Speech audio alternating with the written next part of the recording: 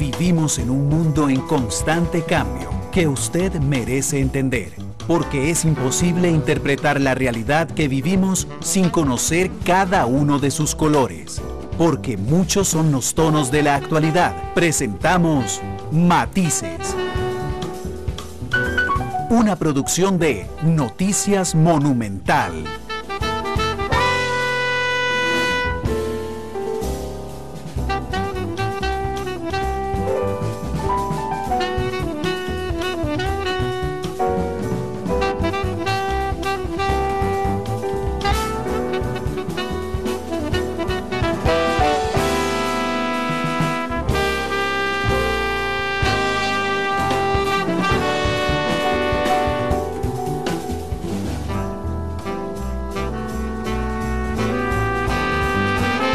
Porque la realidad tiene muchos tonos. Matices. Hola, hola, ¿qué tal? Muy buenos días, bienvenidos a Matices, este programa de Radio Monumental que es una producción del Departamento de Noticias en el que analizamos los temas que son noticia en Costa Rica y en el mundo. Muchas gracias por estar con nosotros en este horario alterno desde el lunes pasado, desde las 9 de la mañana hasta las 11 de la mañana, con ustedes en diferentes plataformas. Primero, estamos durando más, 2 horas, en la tarde es hora y media, y segundo, que también estamos transmitiendo a través de Canal 2 en vivo y lo hacemos también a través de las diferentes plataformas que tenemos en 93.5 FM en radio, en monumental.co.cr en internet, en CR móvil en su teléfono celular, en Facebook Live, en la cuenta Noticia Monumental, en Twitter en @monumentalcr y ahora también en vivo en Canal 2. Así es que muchas gracias por estar con nosotros. Hoy hemos planteado un programa que espero sea muy interesante para ustedes, es Matices Internacional. Hablaremos de esto a lo largo del programa. Hora y media hablaremos de la cumbre Trump-Kim, la cumbre entre Estados Unidos y Corea del Norte, que se desarrolló el 12 de junio pasado en Singapur, y los alcances de ese análisis de este tema internacional con el analista Constantino Urcullo, que nos acompaña ya. La última media hora hoy la dedicaremos a un tema que, aunque pareciera muy burdo, tiene enormes implicaciones desde el punto de vista económico y social. CONCACAF será nuevamente sede del Mundial de Fútbol, lo hará en 2026. 3 países por primera vez en la historia albergarán la Copa del Mundo: México, Estados Unidos y Canadá, que si bien es cierto, tiene cierta paradoja que 3 presidentes que están peleados entre ellos han tenido que reaccionar en las últimas horas a este logro, que intentarán hacerlo en conjunto: Trump, Trudeau y Peña Nieto. Don Constantino, ¿cómo le va? ¿Cómo va a estar? Y Trump, ¿quién sabe? Bueno, si le hace... No le da. No, aunque tenga esa elección 2026, claro, faltan 8 años. Claro, yo estaba más cerca, porque el que sigue es en Qatar, que va a ser seguramente en enero. Sí. En el de CONCACAF será entonces en 2026, será la tercera vez en la historia que México albergue un mundial de fútbol, será el único país que habla mucho, no solo de la infraestructura mexicana, sino de la influencia política que tiene México en la FIFA. Los escogieron a ellos 3 sobre Marruecos, que era el otro país que estaba intentando hacer el Mundial del 2026. Eso hablaremos en la segunda media hora. Bienvenido a Matices. ¿Con quién va a hablar en la segunda media hora? Con nuestro director de deportes, con usted, si gusta quedarse a la invitación también, y con nuestros oyentes.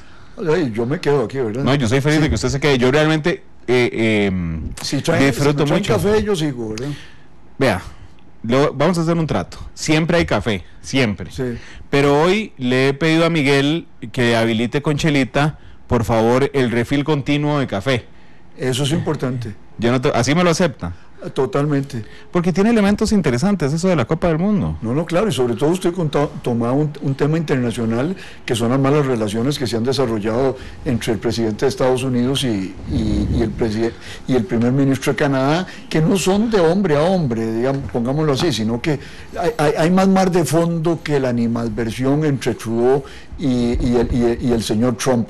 Hay problemas de estructura económica, pero bueno, hablaremos de eso después, ¿verdad? Sí, claro. Hoy hablaremos de algo muy importante, es la cumbre, el acuerdo al que se llegó en Singapur, don Constantino. Hay que recordar que las Coreas estuvieron en guerra hasta 1953, que la guerra no termina con un tratado de paz, sino con un armisticio, lo que técnicamente, digamos, no le pone fin a la guerra. Estados Unidos, a lo largo de la historia de los últimos 50 años, ha apoyado a Corea del Sur en este diferendo. En los últimos 30 años ha habido una exaltación del enfrentamiento de discursos entre los presidentes de Estados Unidos y los líderes norcoreanos, y ahora resulta que después de pelearse mucho, porque se pelearon mucho a través de declaraciones, Kim Jong-un, un joven que al parecer tiene entre 31 32 años, imagínense, va por 34, sí, del que no se sabe mucho. Se sabe, vamos a ver, se sabe bastante, pero no muchísimo. Empezaron a arreglarse brevemente, gracias a un gesto que había hecho Corea del Norte con Corea del Sur respecto a los Juegos Olímpicos. Después intentaron hacer una cumbre, se cae después se vuelve a levantar porque mandan a alguien directamente de Corea del Norte a Washington, que le entrega una carta a Trump, y entonces esto que lo conversábamos antier, que conversábamos por teléfono, usted me decía, tiene dimensiones históricas. Ciertamente, bueno, mire, yo estaba buscando casualmente el comunicado, y le doy una copia. Gracias. El comunicado que emitieron al final de la reunión Trump y Kim. Pero antes de entrarle a ese tema del comunicado, Randall, lo que hay que decir de una manera muy clara con relación a este problema es que no es solo un problema de los Estados Unidos con Corea del Norte, o que no solo está involucrada Corea del Norte, Corea del Sur y los Estados Unidos. Este es un problema de dimensiones históricas mucho más amplio, porque está implicada la China, está implicado Rusia de cierta manera, que tiene un pequeño límite con Corea del Norte, y además ha estado involucrado en relaciones diplomáticas y militares a lo largo de estos 70 años con Corea del Norte. Y también hay otro gran actor en esta historia, que es Japón. Japón, que es realmente tiene un antagonismo con Corea del Norte y que está preocupado del acuerdo del día de ayer. Entonces, esto tiene unas implicaciones que van más allá de la península coreana y se extienden a lo que los estrategas norteamericanos llaman en este momento la zona del Indo-Pacífico. Figúrese que en geopolítica los grandes estrategas norteamericanos hasta hace poco hablaban de Asia-Pacífico, porque lo que les preocupaba era la parte de Asia que daba con el Pacífico, pero han llegado a plantearse que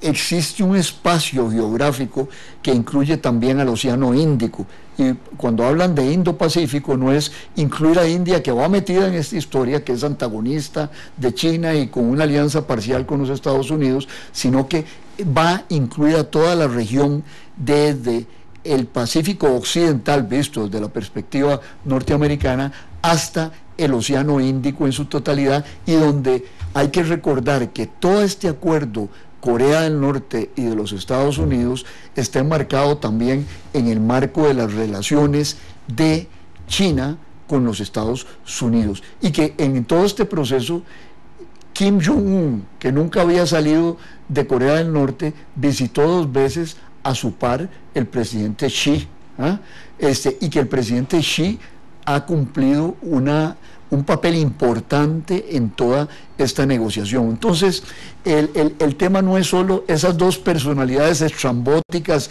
y excéntricas el señor Trump y de Kim Jong-un, sino que hay que enmarcarlo en todo este contexto regional, que es un contexto de política mundial y no solo de la política de Asia del Este. Claro, pero es muy interesante porque ahorita vamos a hablar de la declaración, que por cierto estaba leyendo algunos intelectuales, miembros de algunas universidades en Corea del Sur, por ejemplo, o en Estados Unidos, que han criticado fuertemente el texto del acuerdo. Fuertemente. Sí, muy fuertemente. Pero antes de entrar al acuerdo, y aprovechando que tenemos buen tiempo para hablar, en orden cronológico, ¿qué es lo que permite la cumbre? Yo lo resumí muy brevemente. Dije que un buen gesto de Corea del Norte con Corea del Sur, después de un intercambio entre Kim Jong-un y Donald Trump muy fuerte. Así lo resumí yo de simplista, pero es mucho más complejo. Claro, mire, el tema está en esto, que desde hacía rato venía dándose una estrategia de los Estados Unidos que se llamaba paciencia estratégica, lo llamó Obama. La habían usado, independientemente del partido, la habían usado Clinton, la había usado el segundo Bush, la había usado Obama, y era, bueno, pues lograrle ciertas concesiones a Corea del Norte en cuanto a armamento y desnuclearización, y las lograban. Hubo si mal no recuerdo, en la administración Clinton hubo cierta inspección de los sitios de desarrollo nuclear de Corea del Norte, pero después Kim se echaba para atrás, claro. Y él negociaba que a cambio de echarse para atrás le levantaran sanciones y le facilitaran petróleo y cierta ayuda económica, pero después volvió a portarse mal desde la perspectiva de Washington. Trump da un cambio radical en esa historia, y entonces dice: esta estrategia no sirvió, enciende el nivel de la palabrería y de la retórica, para ser más exactos, y empieza maniobras militares, sí, cerca de la península coreana, y además logra que las Naciones Unidas tomen sanciones todavía mucho más fuertes en contra de Corea, y a eso los chinos se suman, porque usted sabe que Corea del Norte es dependiente económicamente de China, en suministro de energía, en suministro de ciertos alimentos y de ciertos materiales, y entonces estuvimos en esta época, el año pasado, hoy por ejemplo, el New York Times titulaba, estuvimos, en uno de sus artículos, estuvimos al borde de la guerra nuclear, porque recuerde usted que Kim Jong-un tiraba cohetes que pasaban por encima del Japón, hacía ensayos nucleares adentro de su territorio, anuncia que tiene un cohete que puede llegar hasta la costa de California y causarle daño a los Estados Unidos. Eso no iba a pasar, pero lo que sí es una estrategia defensiva la que tenía Corea del Norte. Yo me armo del arma nuclear, porque para que el que me quiera agredir sepa que tiene que pagar un precio muy grande. Los Estados Unidos tienen 27,000 hombres militares en Corea del Sur. Esos son los primeros que son afectados si deciden los Estados Unidos golpear a el señor Kim Jong-un en aquel momento. Claro. Entonces, él logra que los Estados Unidos de alguna manera le presten atención, pero le prestan una atención que le dicen, ¿qué dijo Trump el año pasado en esta época? Le va a llover fuego y furia del cielo, dice, y el botón nuclear mío, con implicaciones psicoanalíticas es más grande que el suyo, ¿verdad? Entonces, hace un año estábamos al borde de la guerra. Este encuentro es positivo en la medida en que se han bajado las tensiones, pero las contradicciones de tipo político y estratégico persisten. Sí, son muy profundas, pero igual, antes de llegar ahí, me interesa hablar de China como actor en este proceso, y si me permite la simpleza de mi comparación, yo creo que Trump, mientras elevó el tono, ¿verdad?, porque lo elevó indiscutiblemente, practicaba una estrategia de que China era el hermano mayor de Corea del Norte.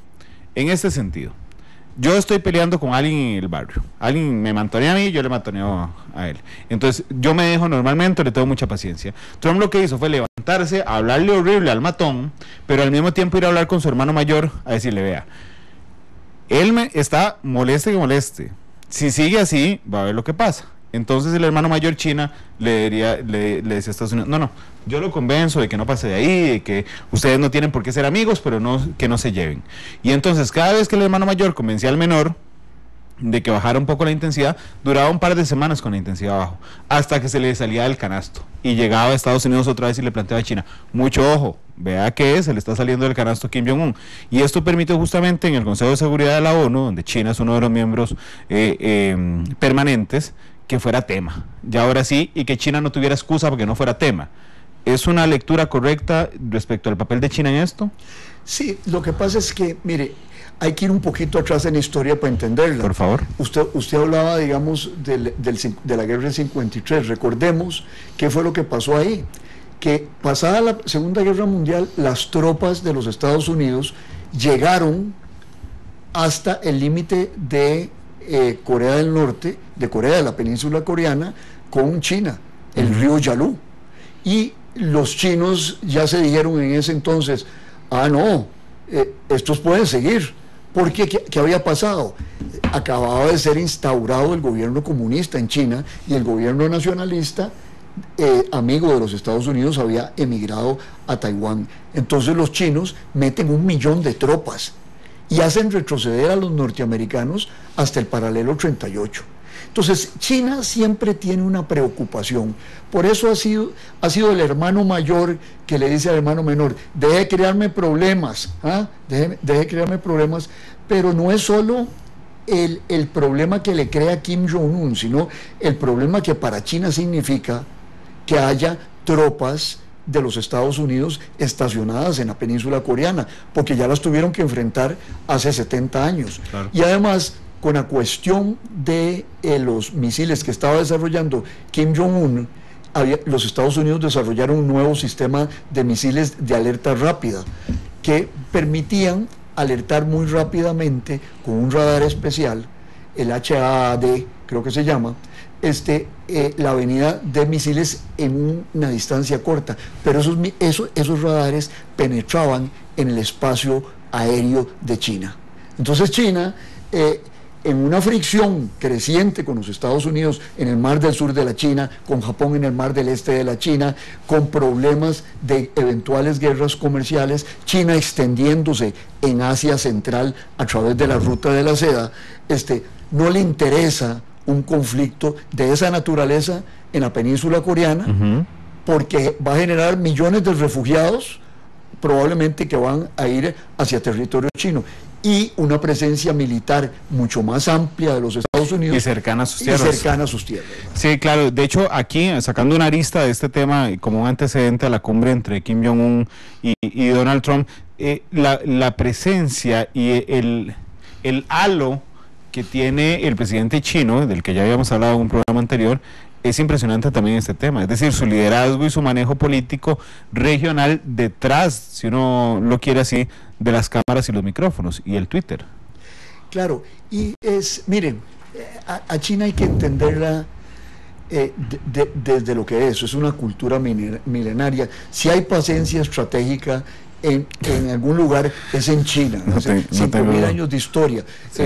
Yo creo que la vez pasada se lo contaba a usted, pero a ver, ya llegó Chelita con el cafecito. Chelita, le cuento, gracias por traernos el café, que hoy se acordó, entró a la redacción, me vio sentado en otro lado, en un escritorio, y me dijo, me acuerdo el primer día que usted vino a trabajar aquí, me dijo Chelita. Estaba en otra silla, estaba haciendo una nota, entonces me dijo, yo me acuerdo el primer día que usted entró a trabajar aquí.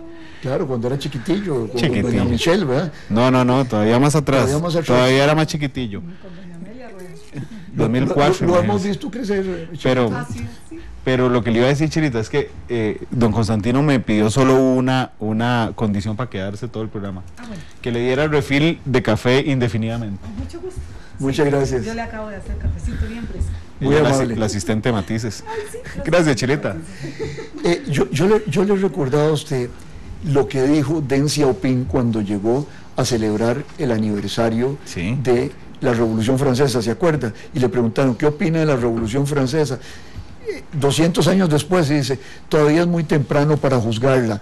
Es decir, en China hay otra concepción del tiempo y otra concepción de la espectacularidad. Digamos, este encuentro decían un académico norteamericano, de Trump con Kim, es un encuentro que fue por la vía contraria. Usualmente cuando hay una cumbre de estas, primero dialogan los expertos, claro, y después se juntan los presidentes para firmar los documentos. El documento ese que yo le entregué a usted, lo que ejemplifica es un camino diferente. Primero fue el show televisivo, que Trump lo necesita internamente en los Estados Unidos.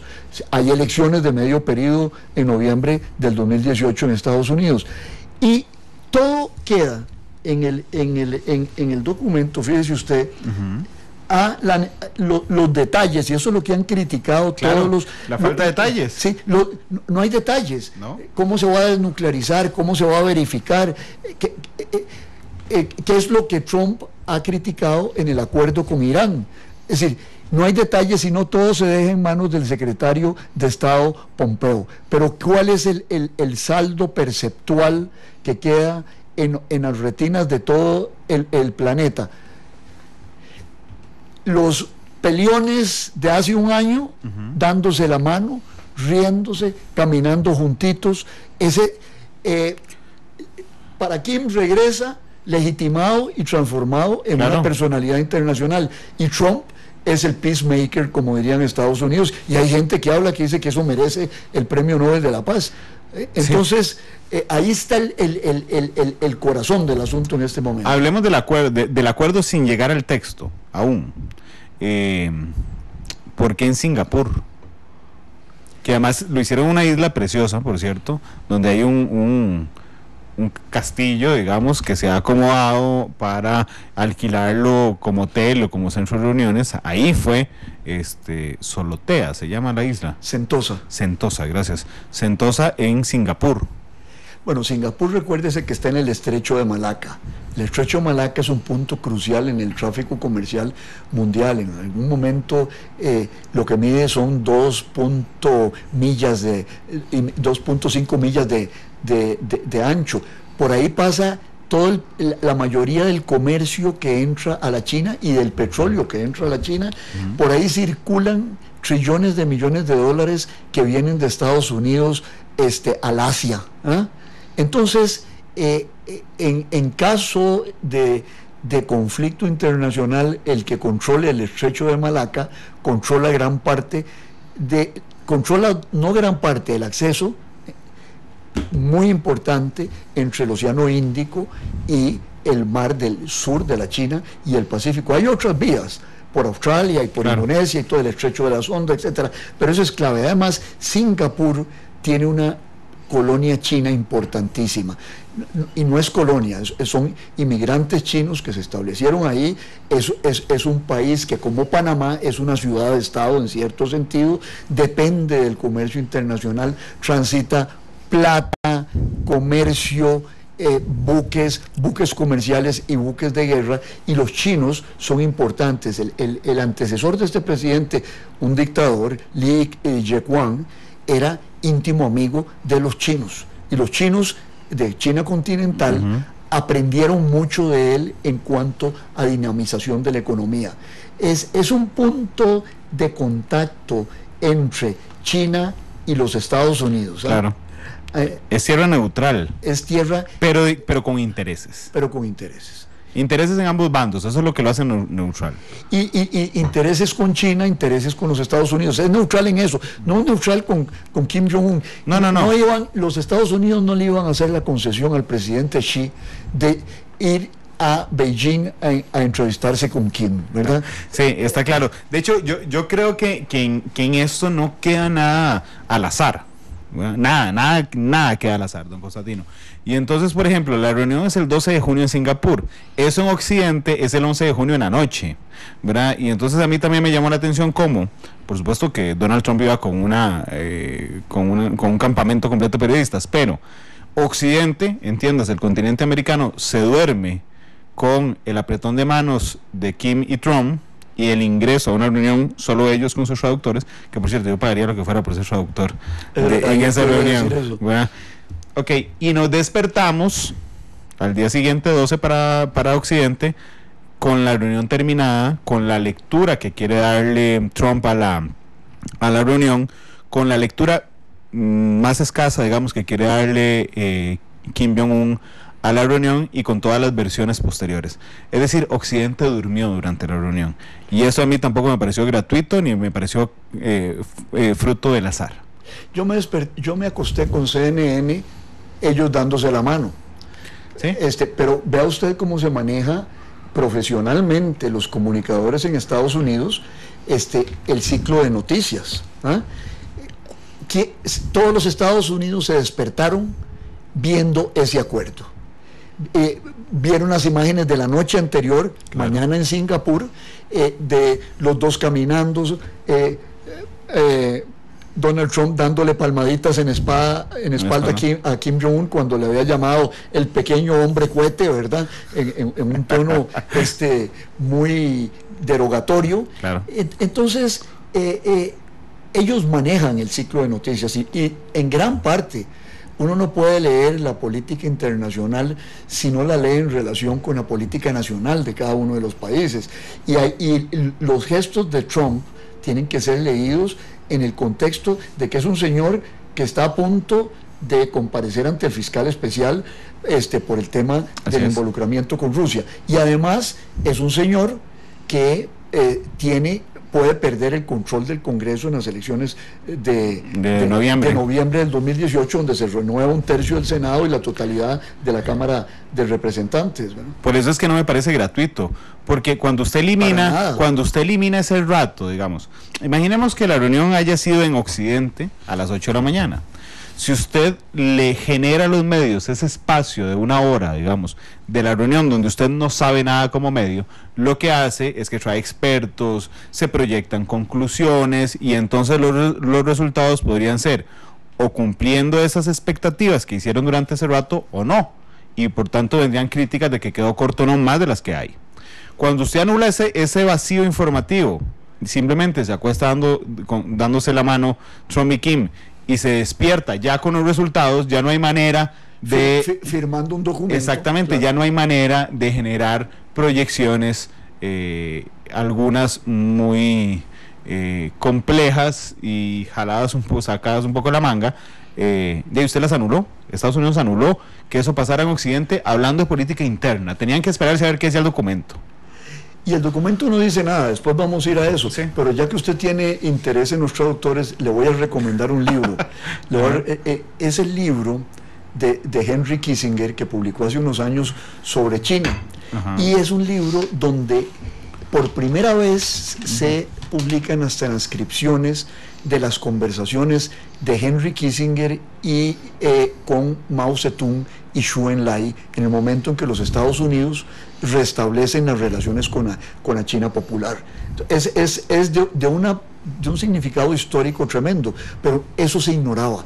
Pero los detalles, un detalle lindísimo que hay ahí, donde Mao Zedong creo que le dice a Nixon, le dice, bueno, mire, es que usted a mí me gusta porque es reaccionario. Dice, los republicanos, uno sabe que son derecha, dice, en cambio los demócratas se disfrazan, dice, y ustedes son lo mismo, ¿eh? De hecho hay cosas que a mí me llaman mucho la atención realmente. Hay gente que dice, ¿por qué les interesa cómo va vestido Kim Jong-un? ¿Por qué les interesa dónde pone la mano Donald Trump? Pero yo creo, entendiendo, digamos, de una cosa más compleja que se llama semiótica, que es que todo tiene significados, claro. A mí sí me llama la atención. Por ejemplo, los zapatos de Kim Jong-un han sido todo un misterio para los cuerpos de inteligencia norteamericanos y surcoreanos, porque intentaban establecer, recuerdo en la última reunión con el presidente de Corea del Sur, intentaban establecer los cuerpos de inteligencia el tamaño de la suela de Jung para saber si tenía padecimientos crónicos, entiéndase, diabetes, presión alta, columna, si tenía problemas de circulación. ¿Esto por qué? No porque a Occidente le interese, digamos, per se la salud de él. Hay que recordar que todas las versiones de inteligencia señalan que él mandó a matar a su hermanastro hace un año ya, más o menos, que era al inicio, antes de que su padre muriera, uno de los aspirantes a dirigir Corea del Norte. Así es que esas conspiraciones no son gratuitas, pero tener el estado de salud de un dirigente de un país enemigo, pues siempre será muy valioso. Que ande siempre vestido de negro, que si se quiere ver más alto o no, simplemente por un tema simbólico. ¿Cuánto duró el apretón de manos? 12 segundos duró el apretón de manos. Inclusive la mayoría de medios occidentales decía que Kim Jong en los primeros 2 segundos se mostró un poco nervioso y como que después se relajó.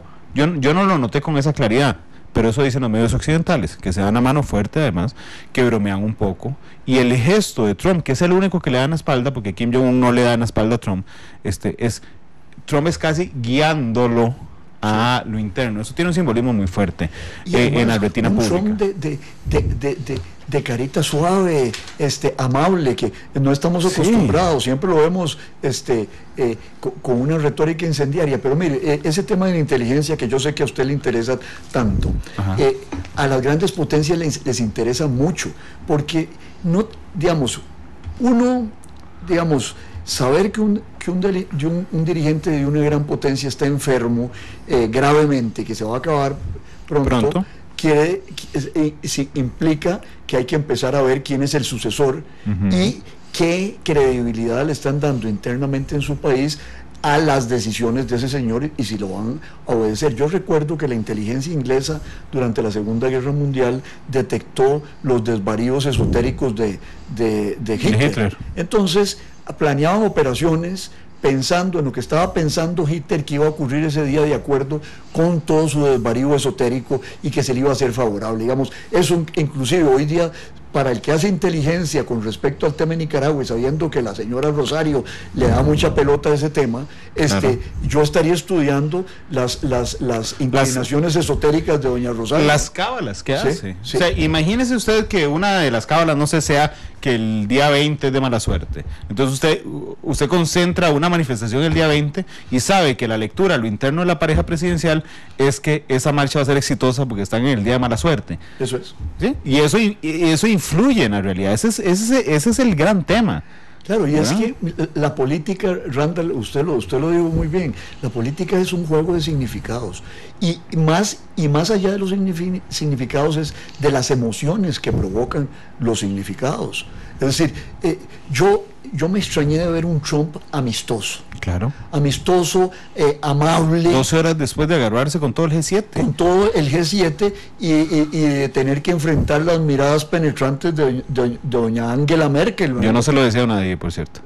No, pues señora, en serio. Claro. Y luego enfrentarse a decir que sus asesores le dijeran que el primer ministro de Canadá, un vecino confiable que ha peleado en las guerras con ellos, le dijera que lo había apuñalado por la espalda. Entonces el cambio, digamos, la mayoría de la gente no le presta mucha atención a esto, pero usted y yo, yo por el oficio politólogo, usted por periodista, tenemos que estar atentos a la actualidad y cómo se va desarrollando.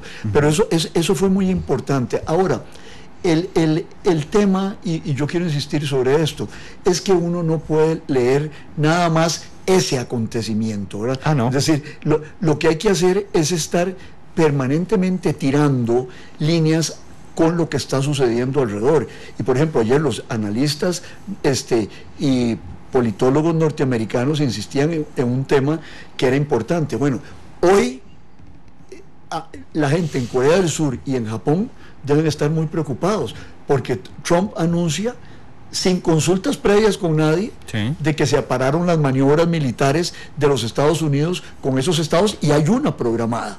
Entonces, un poco Japón y Corea del Sur sienten que ellos están bajo la protección del paraguas militar de los Estados Unidos, y de pronto los Estados Unidos dicen, no, a lo mejor reducimos tropas, a lo mejor no le damos más a la cuestión de ejercicios militares, y bueno, ¿en qué quedamos nosotros? Si estábamos confiados en ellos.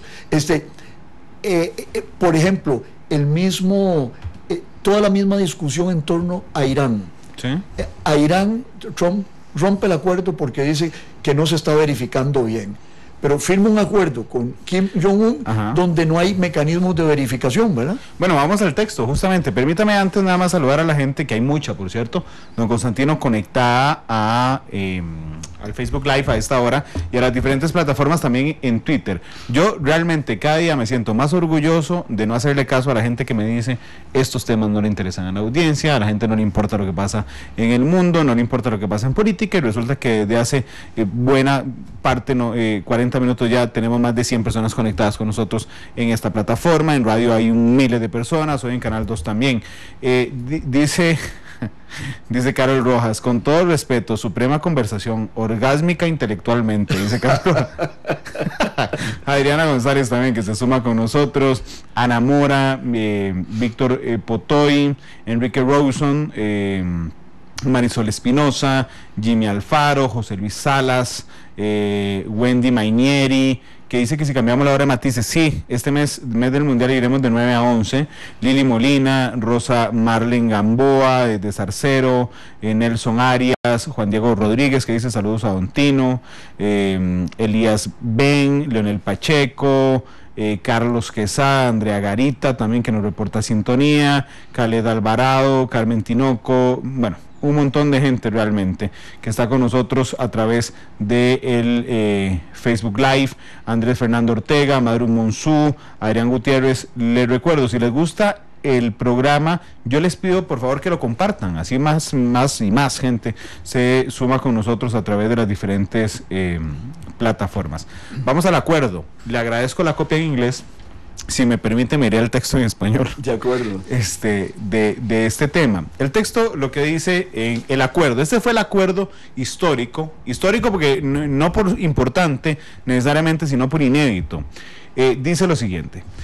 Lo voy a leer completo, me voy a tener en un momento para discutirlo nada más con don Constantino. El presidente Trump y el presidente Kim Jong-un condujeron un intercambio de opiniones comprensivo, profundo y sincero sobre asuntos relacionados al establecimiento de nuevas relaciones entre Estados Unidos y la República Democrática del Pueblo de Corea, así se llama, no es una paradoja, y el establecimiento de un régimen de paz duradero y robusto en la península coreana.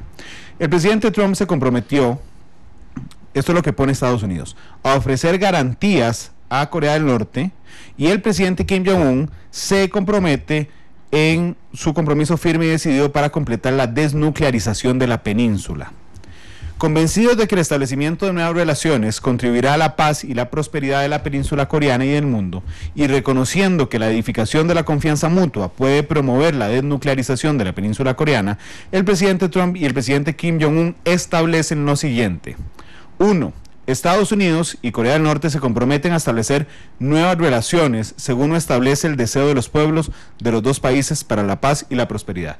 Primer punto protocolario, tiene que ir ahí incluido, porque si no, no había razón de ser de la cumbre. Y tiene un punto que va más allá del protocolo, es la palabra prosperidad. ¿Sí? Es decir, bienestar económico. Sí, ahí Trump le está ofreciendo, y lo ha venido diciendo, de que si usted abandona su afición a las armas nucleares, nosotros lo podemos ayudar a que tenga un desarrollo económico similar al de Corea del Sur, que ha sido impresionante. Claro.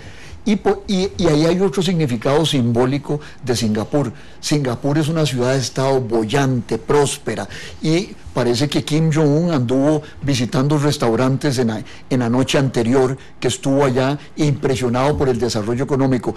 Corea del Norte es pobre, aunque tiene un desarrollo militar y científico claro, importante. pero es pobre, es un país pobre. Entonces, ahí Trump le está diciendo, pórtese bien, hermano menor, y tendrá...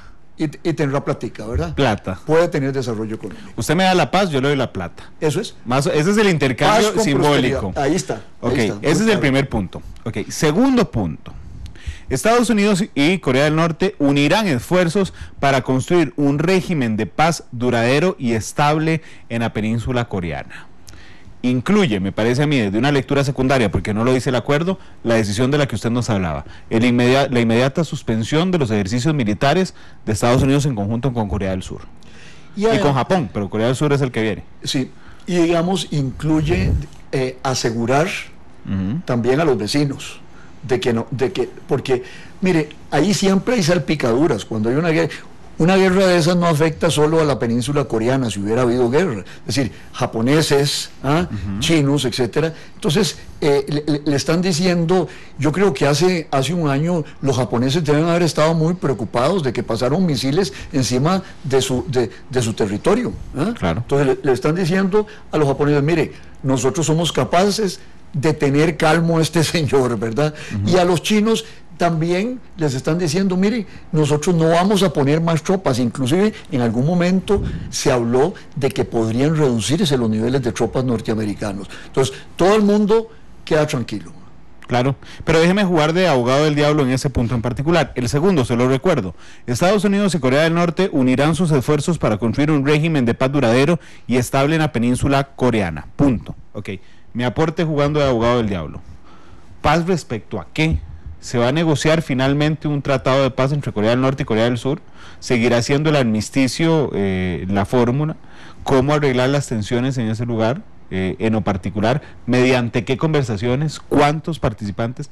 Eso es lo que parte de las críticas que hacen los expertos señalan a ese punto. Es muy bonito lo que dice, pero no concreta. Es como los candidatos presidenciales en Costa Rica. Nunca dicen ni cómo, ni cuándo, ni bajo qué método. Eso, mire, yo le voy a contar una historia que yo le he contado en otras oportunidades, pero esa era una frase favorita de don Pepe. Ajá. Cuando yo era dirigente estudiantil en mis años 20, una vez íbamos a hacer una huelga y teníamos carteles y actividad, y don Pepe nos estaba convenciendo de que moderáramos el tono, y nosotros estábamos reacios. Llegó un punto, el señor con su inteligencia de siempre, que nos dice: miren, yo ya los entiendo, muchachos, miren, ustedes tienen que entenderme, no hablemos de números, esto se trata como cuando a uno la novia le dice que sí, pero no le dice cuándo, ¿eh? Y yo creo que esto es lo que pasó ahí. Es decir, se pusieron de acuerdo en que no vamos a pelear, queremos una península estable, con seguridad, pero no dijeron cómo. Exactamente, que era la expectativa mundial, era cómo carajos van a lograr la paz en un clima tan complejo, digamos, de relaciones ahí. Y resulta que no, lo que dijeron fue, pongámonos de acuerdo. No, se lo echaron al secretario de Estado, Pompeo. Sí, que va a es el negociar. último punto. Bueno, es el último párrafo del acuerdo. Bueno, lleguemos ahí. Está bien, ya casi ese es el ahí. que va a negociar el cómo. Pero estamos de acuerdo, igual que muchos, y aquí era lo que queríamos transmitirles a ustedes, que los expertos internacionales, yo leí 3 en lo particular, que ahorita les voy a decir quiénes son, critican en este punto 1 de que no dice cómo ni cuándo, y que omite absolutamente un tema histórico que a nosotros tal vez nos parezca muy lejano, pero terminar una guerra con un armisticio y no con un tratado de paz, desde la técnica ha preocupado muchísimo a los coreanos. Probablemente ese es el final de eso. Ojalá, pero no dicen ningún lado. Claro, pero tendrán que ponerse de acuerdo de cómo se desnucleariza, porque es muy bonito. Ese es el punto que sigue. Sí, ahí es. Vámonos ahí. Usted anda ansioso hoy, después de que lo vi ayer gritando ahí en una manifestación con Ortega, lo vi en muy buena foto, don Constantino. Muy buena foto, sí. Vamos al tercer punto del acuerdo. Al reafirmar la declaración de Panmunjom del 27 de abril de 2018, Corea del Norte se compromete a trabajar hacia la completa desnuclearización en la península norcoreana. Punto. Eso es lo que a mí me preocupa de ese punto 3. Punto. No dice nada más. No dice quién va a verificar, en qué orden, a partir de cuándo va a terminar la desnuclearización. Nada más dice, sí, vamos a desnuclearizar. Y la inspección, porque uno de los grandes puntos es la verificación. Y eso, el tema de la desnuclearización, como yo le decía a usted al inicio, es un tema que viene de larga data en las relaciones entre ambos, desde la administración del primer Bush o desde la administración de Clinton. Es decir, ahí inclusive hubo inspección en algún momento, hubo desacuerdo y se retiraron los inspectores. Hay 2 grandes escuelas en los Estados Unidos. Algunos en el establecimiento de seguridad nacional de los Estados Unidos dicen: no puede haber acuerdo hasta tanto la desnuclearización sea total. ¿Qué implica eso? Que no haya más bombas nucleares, que no se enriquezca el uranio. Otros dicen: tiene que ser desnuclearización gradual, que se vayan como cuando se negociaron la disminución de las cabezas nucleares entre Rusia y los Estados Unidos, que se vayan eliminando poco a poco y se establezcan niveles de armamento para cada uno de ellos. Entonces, hay algunos que sostienen que debe ser inmediata y otros que sostienen que debe ser gradual. Y hay otro tema que no está ahí, no está incluido en el acuerdo y que preocupa a muchos en el establecimiento de la seguridad nacional de los Estados Unidos. ¿Qué pasa con los cohetes? Claro. Sí, porque usted puede decir, bueno, no va a haber una bomba atómica en la península coreana, pero ya yo sigo desarrollando la cohetería y en el momento en que, si ya yo desarrollé el arma nuclear, tengo la capacidad de reactivar eso y voy a tener cohetería. Entonces, el control de armamentos no está ahí en ese acuerdo. ¿No? Y Corea del Norte podría eventualmente seguir desarrollando los cohetes de largo alcance, y en el momento en que haya desacuerdo sobre la verificación, la cantidad de bombas, la gradualidad del asunto, podrían otra vez volver a empezar a instalar esas bombas en cohetes más desarrollados. Claro. Entonces, el tema está ahí sobre la mesa, digamos, y ese es el corazón de la negociación. Y vuelvo a un tema que le decía Randall yo al inicio, es decir, el problema está en que Trump inició por el final, es decir, ¿al revés? Al revés. Sí, pero es que además ese punto tiene una trampa, si me lo permite. Dice reafirmar la declaración de Panmunjom, que no sé si se dice así, Panmunjom, del 27 de abril de 2018. Esa declaración habla del desarme mundial. Entonces prácticamente siento yo, flexibilizar un poco el discurso contra Kim Jong-un, no diciéndole, usted tiene que desarmar ese país porque tiene bombas hoy que pueden destruir el mundo y desatar una nueva guerra mundial, sino, es decirle, mira, como todo mundo, tener las medidas que tiene todo el mundo, no puedes desarmarte, ya anda. Y es que ahí está la discusión. Es decir, se suavizó el acuerdo. Hay gente que dice que eso implica que va a haber con Corea del Norte el mismo tipo de relaciones que hay con las otras potencias nucleares no originales. Es decir, por ejemplo, Pakistán o la India, y es de que no pueden sobrepasar ciertos límites. Eso es lo que en terminología técnica se llama control de armas. Control de armas. Lo mismo existe con Rusia, que ha habido retrocesos recientes en eso, pero ellos se introspeccionan, inspeccionan mutuamente. Gringos van a Rusia y rusos van a Estados Unidos a ver si de veras tienen tantas cabezas nucleares y tienen tantos cohetes. Y ¿verdad? Todos tienen poquitos. Bueno, entre comillas, digamos, en el relato internacional todos tienen lo mismo. Al día de hoy, mire, en la Guerra Fría llegaron a tener 14.000 cada uno, o 16.000. Acordaron llegar a tener 7.000 cabezas nucleares. Bueno, con 7.000 cabezas nucleares... Nunca se van a usar todas.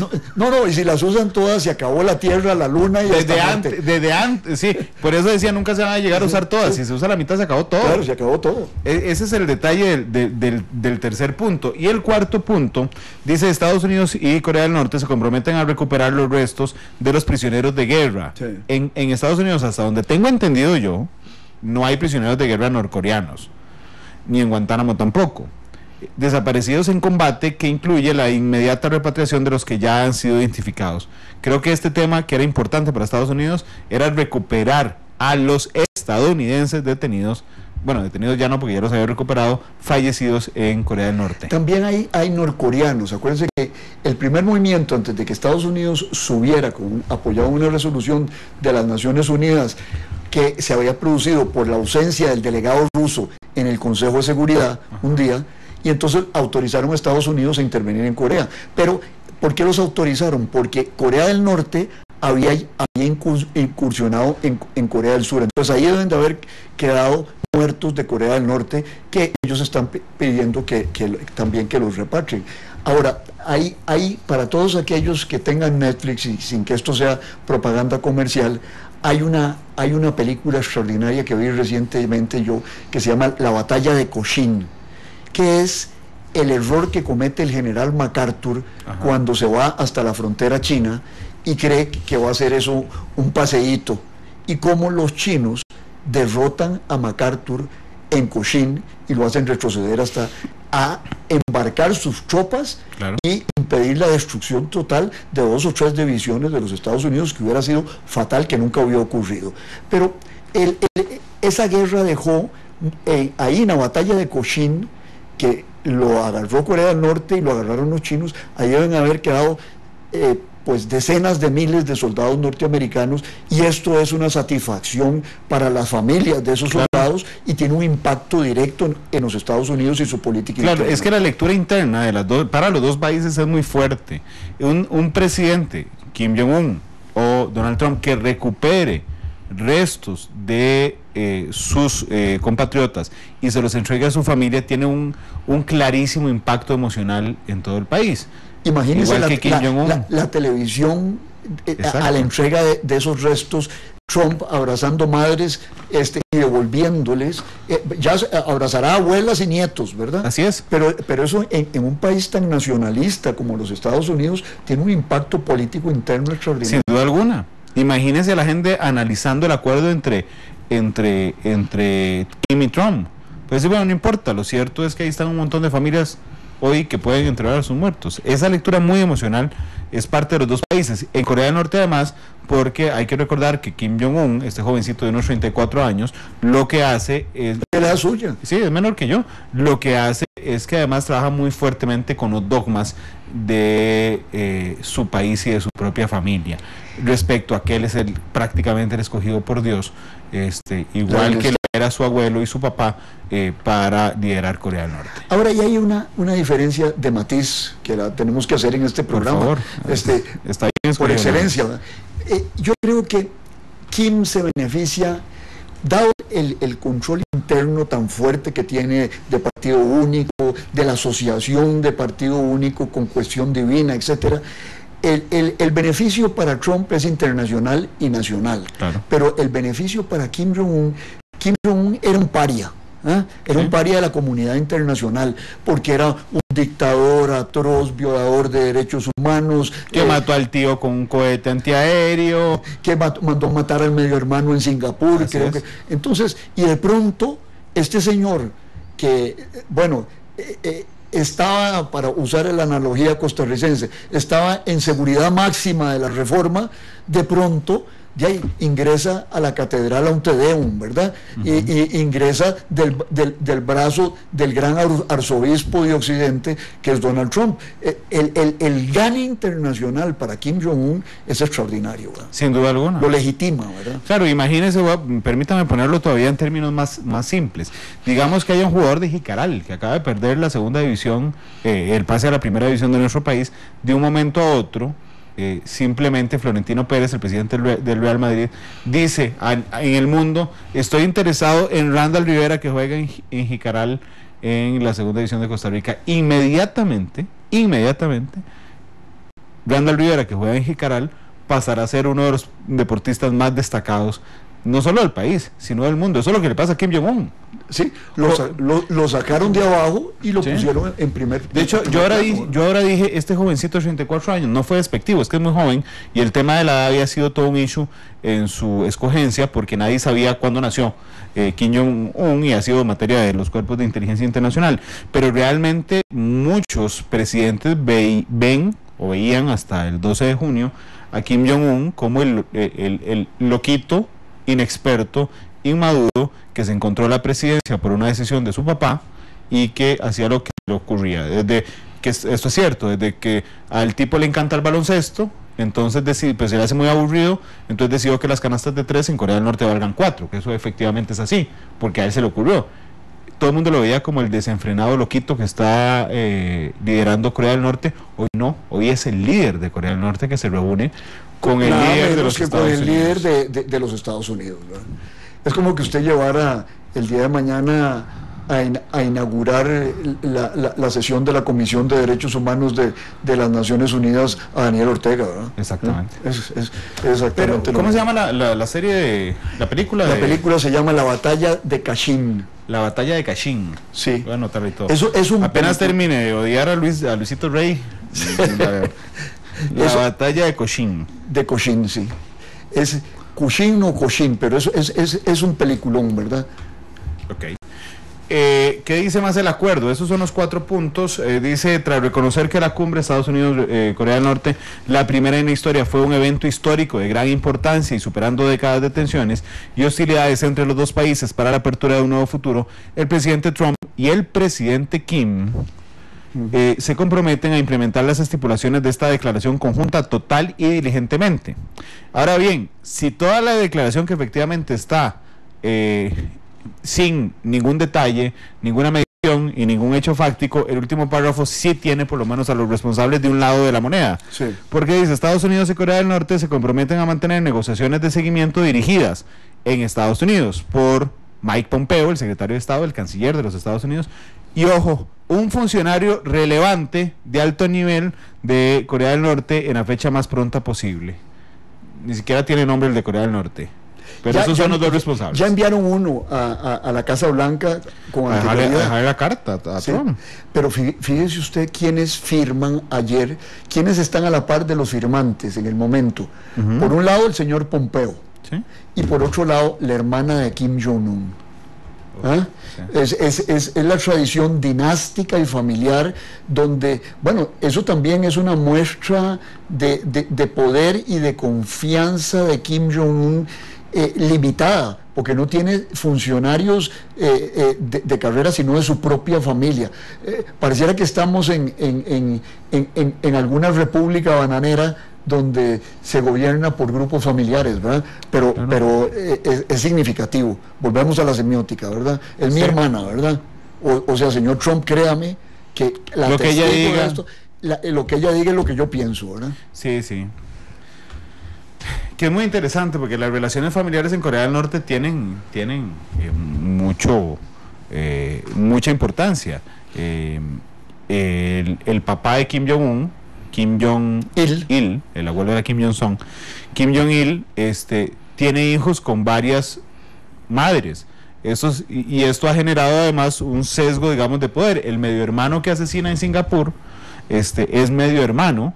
Kim Jong-un había estado oculto, digamos, al ojo público. De hecho estudió en Suiza utilizando un seudónimo como un hijo de un funcionario de la embajada, y así toda la familia. La hermana de Kim Jong-un tiene mucha influencia, digamos, en el aparato estatal. Y recordé ahora lo del tío también, porque es que cuando Kim Jong-un ingresa al poder, la mayoría de expertos internacionales dicen, mira, 29 años tenía Kim Jong-un cuando entre 27 y 29. La gente decía, mira, se murió el papá en un viaje en tren, este tipo se encuentra al liderazgo, seguramente será el tío el que lo ejerza por detrás. Y aprovecha Kim Jong-un, detiene al tío en una reunión del Partido Comunista de Corea del Norte, lo saca a rastras, según imágenes que le dieron vuelta al mundo, y lo ejecuta inmediatamente. Hay que tener claro también una cosa importantísima en esto. Mire, el papá de Kim Jong-un, Kim Jong-il, y Kim Jong-un también están fascinados por Occidente. Recuérdese quién fue uno de los primeros invitados de Kim Jong-un o de Kim Jong-il, que fue Dennis Rodman, claro, el jugador de básquet. Kim Jong-il producía films, películas, al estilo de Hollywood, y estaba fascinado por películas clásicas de Hollywood. ¿Ah? Ellos conocen Occidente, claro. Y les llama la atención el aspecto, digamos, ficcional y espectacular de la cultura occidental, y particularmente de los Estados Unidos. Entonces, es gente que no supongamos que, decían algunos analistas, calificaban a Corea del Norte como el reino ermitaño. No. Ellos conocen con quién están tratando. Claro, vamos a ver, el pueblo sí, eso es otra cosa. Está aislado. ¿Verdad? El pueblo está aislado. Hay una chica que hace unos años logró huir en una historia tremenda, donde cuenta el sistema de educación, inclusive norcoreano. El pueblo está aislado. No se puede ver otro canal que no sea un canal norcoreano. Las informaciones que se difunden son norcoreanas. El acceso a internet es limitadísimo. Inclusive contaba esta chica que huyó de Corea del Norte que ella pensaba que los estadounidenses eran monstruos verdes, realmente, físicamente monstruos verdes, porque nunca había visto ninguno. El pueblo sí es un ermitaño, la clase política no. Pero ve la ironía. Ajá. El contacto con China, que se ha desarrollado, por ejemplo, toda la tecnología de los teléfonos inteligentes, está ingresando no por Occidente, claro, sino por China. Sí. Entonces los Huawei, están entrando a Corea del Norte y Corea del Norte está rompiendo el aislamiento de los ermitaños vía China. ¿Se acuerda una de las primeras fotos de Kim Jong-un? Que el gran pleito era qué teléfono tenía, porque salía con un celular en la mesa. Y entonces todas las empresas, algunas surcoreanas, por ejemplo, corrieron para decir, no es nuestro teléfono. Entonces había no era Samsung. No era Samsung, porque había un gran debate si el teléfono era Samsung, si era Huawei, que era chino, o si era Nokia. Ese era el pleito de cuál teléfono no era. Y las tres empresas dijeron, no es nuestro, no es nuestro, no es nuestro. Lo cierto es que Kim Jong-un tiene un teléfono inteligente. Lo cierto es que le encanta ver la NBA. Seguramente vio la final del domingo anterior, donde los Warriors barrieron a los Cavaliers de Cleveland. O le encanta a Dennis Rodman, le fascina a Dennis Rodman, y las luces y los edificios grandes y las películas y los Avengers como película. Ese es Kim Jong-un. Y vea usted el otro elemento que surgió recientemente: nadie conocía a la esposa. Sí, y de pronto apareció la esposa embarazada y además vestida en el más puro puritanismo occidental, un vestidito de cuello cerrado, creo que llevaba un collarcito de perlas blancas, es decir, era... ¿Sabe qué hora es? Discúlpeme. No. Hora del refill. Llegó Chelita, el café de Chelita. Si algún anunciante está interesado, algún café, en ver los buenos comerciales que podemos hacer aquí a la hora del café. Así sí. Justamente, porque este es sin marca. No, yo, por ejemplo, yo voy a otro programa de radio que no lo voy a decir porque es la competencia, y ahí anuncian el café que sirven. Yo sé. Usted debía obtener ese patrocinio para este programa. Sí, imagínese ya. Y yo ayudo al anuncio, ¿verdad? Qué rico este café. Claro, no importa. Y Chelita está para servirle, hacerle cafecito cada segundo. Pero imagínese, y con Chelita, ahí no tenemos Chelita, sino una señora muy mal encarada. Pero dichosamente aquí la tenemos a usted. Con mucho gusto. Son 26 añitos de hacer cafecito para todos. Muchas gracias. Gracias, Chelita. Usted ya dijo lo de la señora mal encarada. Yo iba a saludar a la anfitriona de ese programa, que es muy amiga mía, pero ya no puedo. Ya usted puso el candado. Sí, dichosamente. Y dicen ¿Qué pasó, Chelita? Estamos aquí en el primer piso, ¿verdad? Pero yo vengo desde el tercer piso con el cafecito. Decían, señor Chelita, es que el café suyo es de altura. Le digo, ¿de verdad? Sí, es que es del tercer piso. Gracias, Chelita. Ahí están todos los anunciantes de café que nos están escuchando. Sería buenísimo hacer el anuncio del café por la mañana. Vamos a las críticas, ya no nuestras, sino o no mías, sino de los expertos. Don Constantino es uno de ellos. Le decía que había leído a varios intelectuales. Uno de esos es Robert Kelly, que es profesor en la Universidad de Pusan, en Corea del Sur. A mí me hizo gracia porque lo tuiteó. Todo el mundo usa, solo en Costa Rica no se usa tanto Twitter como en otros países, pero bueno. Yo es que soy facebookero. Sí, debería probar Twitter. Yo sé que le va a los gustar. 270 me restringen mucho. Ok. Dice Robert Kelly, después de leer la declaración que les acabamos de leer, dice, wow, si esto es todo, es deprimente. Incluso tiene mucho menos consistencia de lo que la mayoría de los escépticos anticipaban. Me imaginé que Trump al menos obtendría algunos misiles o la clausura de algún sitio en concreto. Sí. Dios, esto es tan deprimente, todo este bombo publicitario para esto, todo este drama y mención inclusive del premio Nobel, esto es todo. Bueno, es patético dado que el presidente estadounidense estuvo involucrado personalmente. Ese es Robert Kelly, profesor de la Universidad de Pusan en Corea del Sur, es experto en el conflicto entre los dos países. James Acton, que es investigador del programa de política nuclear de estudios para la paz del Carnegie Endowment, él decía textualmente, dice, aquí no hay habla de cada punto, ¿verdad? En el 2 dice, aquí no hay un compromiso directo para formalizar esos sentimientos con un tratado de paz que reemplace el armisticio de Corea del Norte. Eso requeriría necesariamente la participación china y otros países que tomaron parte del conflicto. Como se esperaba, Trump le ofrece a Corea del Norte garantías de seguridad no especificadas en ningún lado, un gesto cuya vaguedad iguala el compromiso de Kim para la desnuclearización. Y bueno, eso es parte de las críticas que realmente a mí me llamaron la atención, porque efectivamente pensé yo, si yo voy a contratar a una empresa de seguridad para mi casa, nos sentamos en la primera reunión y yo esperaría que fuera la única, y le voy a decir, vea, yo quiero que me dé seguridad en mi casa. Yo espero algo más de la otra persona, que me diga, sí, claro, aquí hay un contrato que dice, yo le voy a dar seguridad a su casa, firmemos aquí. Yo necesito detalles. concretos. Claro. Y si yo digo, me voy a desarmar y voy a entregar mi armamento nuclear, entonces yo por lo menos digo, bueno, lo primero es las cámaras. Claro, tiene un mes primero para decirme qué tiene. Después tiene un mes para decirme cómo va a ir destruyendo eso. Y además, como un elemento simbólico de prueba para el mundo, necesito que usted me diga también cuál es el mayor centro nuclear que va a ir a desarmar la otra semana para creerle esto. Ninguna de esas cosas pasa, don Constantino, en el acuerdo. Mire, yo hice la misma tarea suya, Ajá. buscar expertos, ¿verdad? ¿Sí? Y me encontré con que la Brookings Institution, que es un centro de pensamiento en Washington bastante cercano a las orientaciones del Partido Demócrata, pero de una calidad científica extraordinaria, convocó 11 expertos.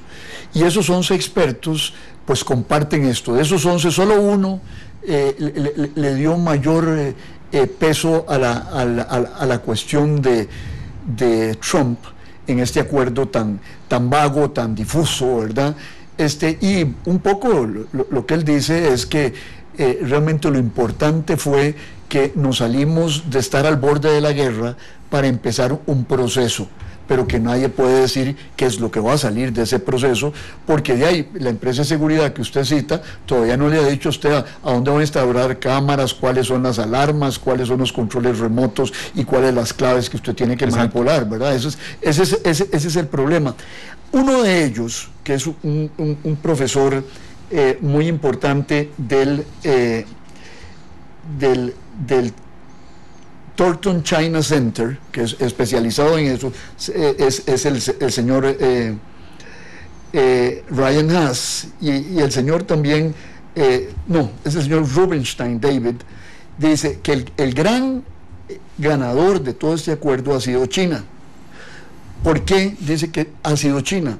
Porque a China le interesaba mucho una reducción de las fuerzas militares en la región, en el nordeste asiático, y que al Estados Unidos limitarse, aumenta la distancia entre China y los Estados Unidos a favor de China desde el punto de vista militar, y concluye de una manera increíble, dice: Beijing, dice, ahora está en el camino de lograr esos objetivos con muy pequeño costo, porque China no podía decirle a los Estados Unidos, quíteme esas tropas de Corea, y los Estados Unidos en el acuerdo, y no tanto en el acuerdo como en las declaraciones de Trump, sí, acepta autolimitarse. Es que, vamos a ver, Trump yo seguí con mucha atención en la conferencia de prensa posterior, don Constantino.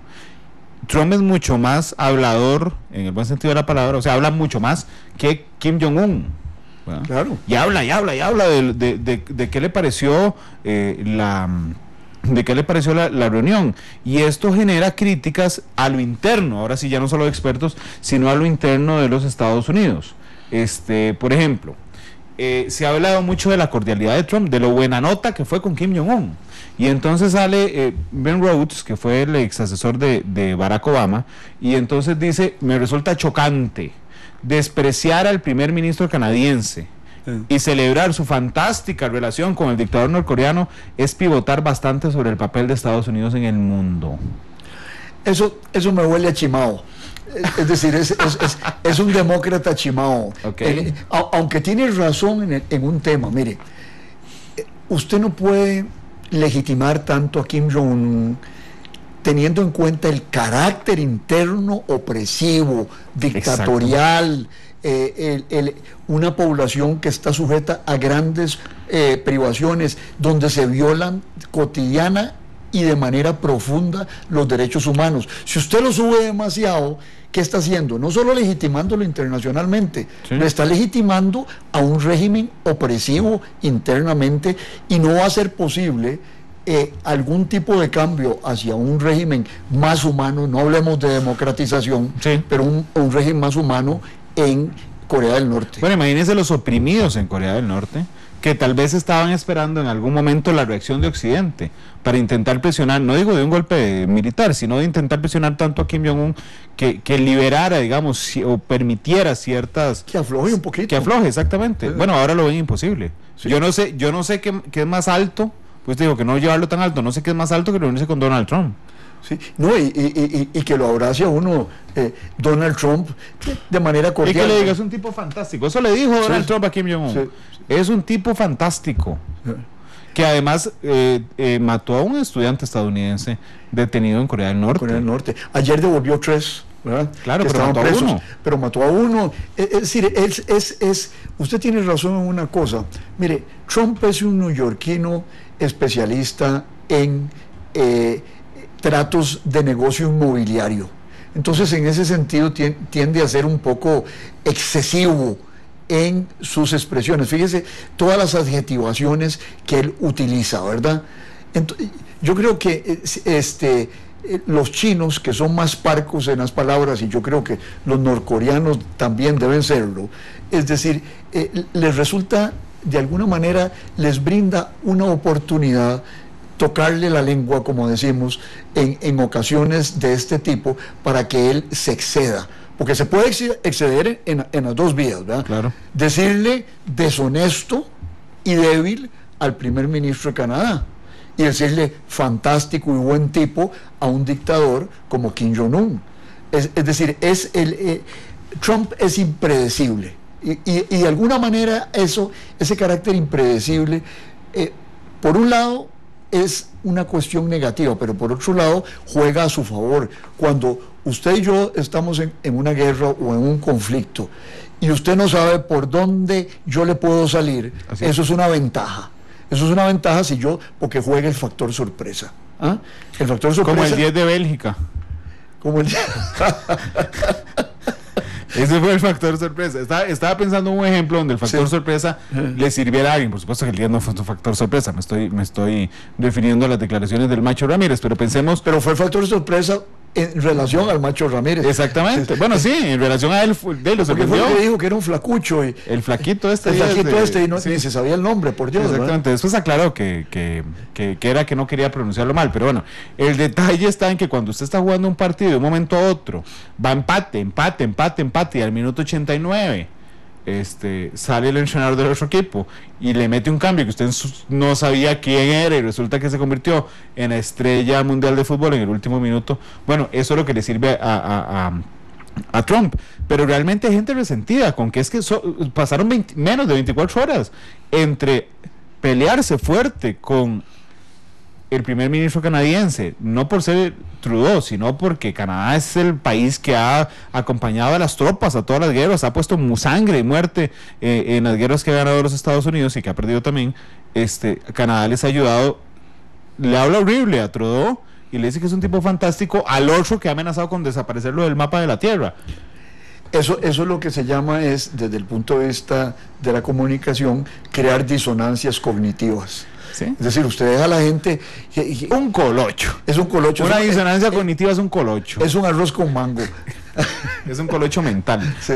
También, porque vamos a ver, hablamos de las reacciones de expertos, hablamos de la reacción de un demócrata, ex asesor de Barack Obama, y también hay reacciones del lado de los republicanos. Paul Ryan, que es el portavoz de la Cámara de Representantes, dijo que el régimen de Corea del Norte es brutal.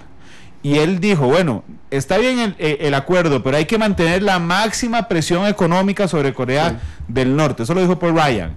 Senador republicano Lindsey Graham, de Carolina del Sur, dijo, ¿quién mata a su propia gente? Mató a Otto Weinberg, que es el estudiante, es muy mal tipo. Estoy dispuesto a negociar con él con la condición de que acabe esta locura. Pero dijo que apenas era un principio el tema de la reunión. El ex jefe de la CIA, Michael Hayden, dijo que a su juicio Corea del Norte no ha venido con nada nuevo a la cumbre y que el gran ganador de esto no es solo China, sino que es Corea del Norte, que ganó mucho a cambio de nada. Y mire, hay un tema que no hemos tocado. Hay gente en el Partido Republicano que insistía que esto era un triunfo para Donald Trump, en la medida en que las sanciones que había impuesto más duras y los ejercicios militares, 3 portaaviones en el mar del este de la China, habían llevado a Kim Jong-un a aceptar el asunto. Lo que pasa es que, ¿qué pasa después del comunicado?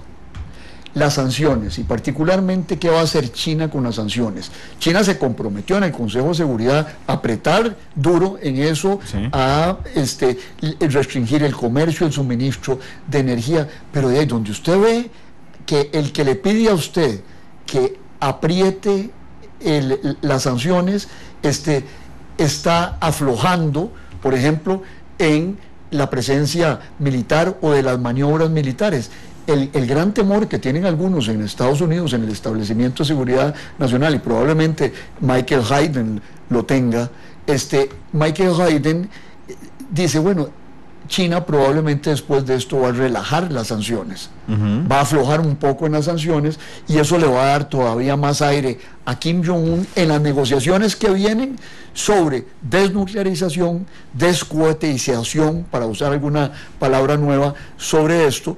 Y entonces nosotros tenemos que estar vigilantes en que en esa negociación, hasta tanto no haya compromisos verificables y observables, no se aflojen las sanciones, porque esto le podría dar más aire, y ya ha pasado en el pasado, claro, que le dieron aire y el hombre siguió. Y pasa con todos los dictadores, digo, ahí está Maduro en Venezuela, después de que el Vaticano le dio aire a inicios del año pasado. El Papa le dio un aire tremendo, claro, desgraciadamente un Papa tan bueno como ¿verdad? Que a mí pero se fue de pollo.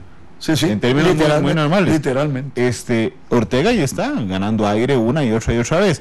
El tema con Kim Jong-un, y quisiera su opinión, don Constantino, es: yo entiendo a esta altura, no concreto, ¿qué ganó Corea del Norte? Corea del Norte, hoy, ¿qué tiene? Ya en la mano la suspensión de las operaciones militares cercanas a su territorio, entre Corea del Sur y Estados Unidos. Eso lo ganó legitimidad internacional Kim Jong-un y legitimidad interna. Eso lo tiene hoy ya.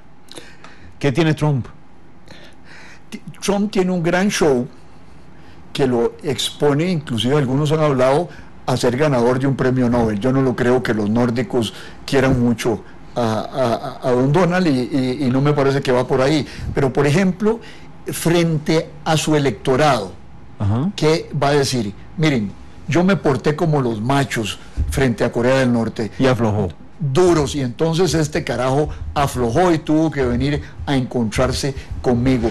La estrategia que venían utilizando todos los presidentes anteriores a la mía, que no era de machos, sino de paciencia estratégica, de pasividad, no funcionaba, y yo, Donald, que soy duro, especialista en forzar a mis contendores a negociar conmigo, y que soy un artista en obtener buenos acuerdos, lo logré. Véanlo ahí. El dictador vino a encontrarse conmigo, aceptó desnuclearizar, firmar una cosa conmigo, y sobre todo pensemos, Randall, en que ya en los Estados Unidos está iniciada, porque ha habido varias primarias en los Estados Unidos, elecciones de gobernadores, ya está iniciado el proceso del 2018, y ha habido ganes del Partido Demócrata significativo en todo ese proceso. Y le han quitado espacio a Trump. Sí, entonces él puede ir a decirle a los granjeros nacionalistas del medio oeste norteamericano, miren, aquí hay macho, y que de veras es macho, por lo menos de pelo, ¿verdad? Sí, macho de anaranjado. Sí. Aquí el detalle, don Constantino, es que está bien, eso gana Trump, pero cuando lo veo desde los dos puntos de vista, Trump gana algo simbólico para él nada más. O sea, él es el que busca mantener el control en el Congreso, ¿verdad? Pero es muy simbólico lo que gana. Podría caer inclusive en una falacia, porque él podría llegar a Estados Unidos a decir, gané la desnuclearización, y si alguien le dice, ¿cómo? Pero vea, mire, todos estos expertos... Pero Corea del Norte tiene algo concreto ya hoy en la mano. Sí, pero los expertos de la Brookings, que están lejos de ser conservadores, todos tienen que admitir que el hombre ganó una cosa, y es de estar al borde de la guerra nuclear con Corea, a entrar en un proceso de paz, que puede fracasar. Es decir, ahora todo está en manos del canciller, el señor Mike Pompeo, y en los detalles, pero recordemos aquella frase vieja en nuestro idioma, el diablo está en los detalles. Así es. Después del show, podría fracasar todo por los pequeños detalles. Pero bueno, a Corea del Norte, siguiendo mi punto argumentativo, no fracasará lo que ya consiguió: tiempo, legitimidad y la suspensión de los ejercicios militares cerca de su tierra. Y el otro ganador, que ya tiene algo concreto y ni siquiera estuvo en la reunión, China, alejó las tropas gringas. Por el momento. Bueno, eso se puede reactivar. Ahora, yo no no descarto, digamos, que ciertos ganes internos de Donald Trump. Y yo creo que por eso se han hecho muchas películas sobre esto, de cómo en la política internacional y particularmente en los Estados Unidos se utilizan los acontecimientos internacionales, Somalia, Afganistán, el Medio Oriente, para producir capital político internamente. ¿Podría ser? Son las 10:23. Don Miguel Cascante, usted me dice, ahí está don Pablo Guzmán ya dando vueltas, me pareció verlo. Es que recuerdan que les conté que a partir de las 10:30, una vez que don Constantino escoja la canción, que ahora estará en la mitad del programa y ya no al final, escoja la canción, entonces regresaremos con la compañía de un invitado más en esta mesa, don Pablo Guzmán. Hablaremos hoy los últimos 30 minutos de la decisión de la FIFA de darle el Mundial de Fútbol nuevamente a la CONCACAF, nuevamente a México, a Estados Unidos por segunda ocasión y a Canadá por primera ocasión. Será el Mundial del 2026, pero no crean que esta media hora será el abordaje ese de patear bola, digamos, respecto al Mundial, sino que es lo que hemos intentado y lo intentaremos con Pablo y con don Constantino en un rato. Es un análisis más macro, inclusive el desarrollo económico. ¿Qué significa en un momento post elecciones mexicanas, por ejemplo, o preelecciones mexicanas, el anuncio de que viene el Mundial de Fútbol para ese país, ¿verdad? Además, cómo los tratan tan desigual. Ahora lo vamos a ver, pero hay más partidos en Estados Unidos. Ah, sí. Sí. Es un mercado más importante. Claro, sin duda. Mucho menos en Canadá y mucho menos en México. Sí. En México solo va a haber 3 lugares. En México solo va a haber 3 lugares y en Canadá también, que serán sedes. En Estados Unidos se repartirá la sede completamente. Nos están pidiendo que digamos el título de la película. No solo aquí que llamó a alguien que por favor diga nuevamente el título, sino en Facebook Live hay mucha gente diciendo por favor repita el título de la batalla de Cushin o de Cochin. Creo que es Cushin, C-U-S-H-I-N-G. Búsquenlo en Netflix, es un documental buenísimo, y sobre todo que no es documental de hoy día, sino se usa películas de aquella época y tomas de aquella época. Es realmente un análisis de fondo de lo que pasó cuando las tropas norteamericanas llegaron hasta el río Yalu, en el límite de Corea con China. De hecho se escribe así: la batalla de Chosin, C-H-O-S-I-N. Ajá. Okay. Y tiene se llama American Experience, la batalla de Chosin. Ese es el nombre completo. Ahí lo buscamos ya para que nadie. Eso significó la caída del general MacArthur, ¿verdad? Porque entró a jugar de macho. Sí. Y se encontró creyendo que el ejército chino era cualquier cosa, y se encontró un ejército que tenía una experiencia de batalla pero extraordinaria, ¿verdad? Esa película es de 2016.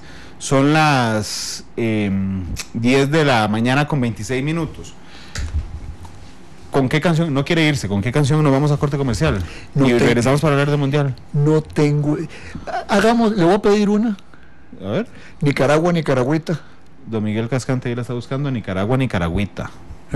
Que es muy apropiada para lo que está viviendo el país hermano en este momento. Sin duda alguna, porque ay, Nicaragua, Nicaragua. Esta la canción es muy complejo lo que vive Nicaragua. Mañana hay un paro nacional convocado justamente por los empresarios, por los universitarios y la sociedad civil. Son las 10:26. Vamos a la pausa. Con la canción Nicaragua, Nicaragüita salimos y regresamos. No se vaya, la gente que está en Facebook Live, vean que la tengo controlada como en Corea del Norte. Aquí estoy viendo los nombres: Diego Armando Martínez, Luis Uriarte, Denis Molina, Manuel. Si se van los canto cuando regresemos, que ya no están en Facebook Live. 10:27, vamos a la pausa, regresamos para hablar sobre la decisión de la FIFA de entregarle el Mundial a CONCACAF por segunda vez. Y también ahí podríamos pasar rápidamente por algo que a mí me llamó la atención. A mí me parece que España le ha dado lecciones al mundo en las últimas semanas. El partido de Mariano Rajoy, condenado por corrupción, inmediatamente, señor Rajoy, chao, chao. Y hoy en la mañana, ayer, el Real Madrid anuncia que el entrenador de la selección de España, Lopetegui, es el nuevo entrenador del Real Madrid.